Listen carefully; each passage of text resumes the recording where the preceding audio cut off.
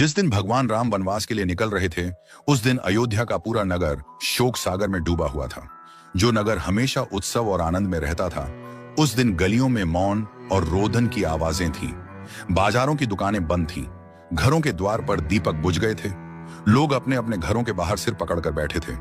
हर गली में यह चर्चा थी, राम जैसे पुत्र को वनवास, यह अन्याय है।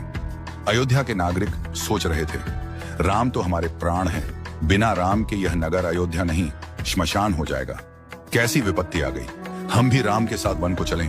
स्त्रियां अपने बच्चों को गोद में लेकर रो रही थीं और कह रही थीं, बेटा देखो, आज धर्म का क्या हाल हो गया है। राजा दशरथ का हृदय तो जैसे टूट ही चुका था।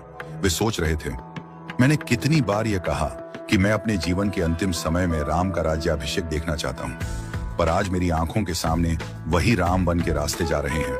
यह कैसा भाग्य है। उनके मन में अपराध बोध और पछतावा था।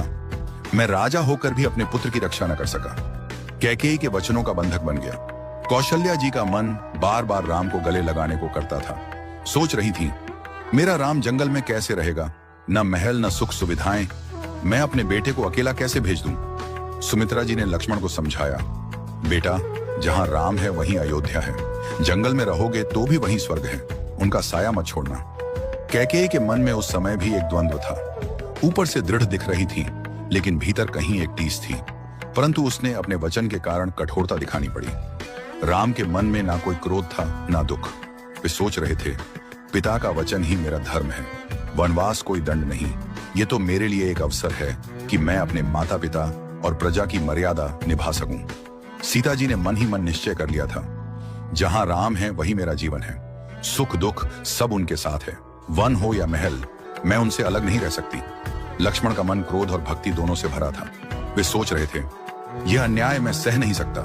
मैं राम भैया को अकेला वनवास नहीं भोगने दूंगा। उनके हर दुख में, हर कदम पर मैं साथ रहूंगा। भरत उस समय दूर थे, लेकिन बाद में जब लौटेंगे तो उनका मन भी दुख से फट जाएगा। वे सोचेंगे, मेरी मां ने जो किया है वह अन्याय है, मैं इस राज्य को कभी स्वीकार नहीं करूंगा। जब राम, सीता और लक्ष्मण रथ पर सवार हुए तो सारी अयोध्या उनके पीछे दौड़ पड़ी। लोग रथ को रोकने की कोशिश कर रहे थे, राम हमें छोड़कर मत जाओ। हर गली, हर छत, हर द्वार से आंसू बह रहे थे। ऐसा लग रहा था जैसे अयोध्या की आत्मा ही नगर से निकल रही हो। यह वह दृश्य था जब एक नगर, एक राज्य, एक परिवार और पूरा समाज राम नाम के प्रेम और धर्म पर रो रहा था। बोलो जय श्री राम।